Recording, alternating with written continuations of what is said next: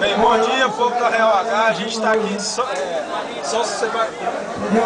Bom Jesus e Itabapoana, na divisa com o Espírito Santo e Rio de Janeiro, desenvolvendo um trabalho de campo aqui, abrindo parceiros, abrindo novas lojas, novos clientes.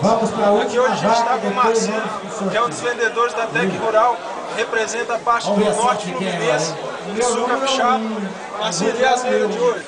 As vendas hoje foram muito favoráveis, o pessoal teve peso aqui participando aqui da Assembleia e nós tivemos bons contatos aqui, boas vendas.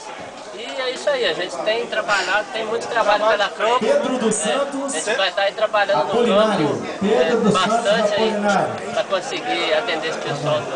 Hoje a gente está fazendo aqui vários cadastros, vamos fazer um sorteio de uma linha de produto da Real H, né, para já fazer a expansão. Fizemos uma parceria com a SR Agropecuária, nosso parceiro comercial hoje aqui. E é isso aí.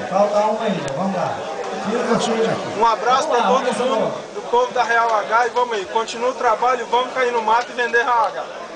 Um abraço, moçada. Até a próxima.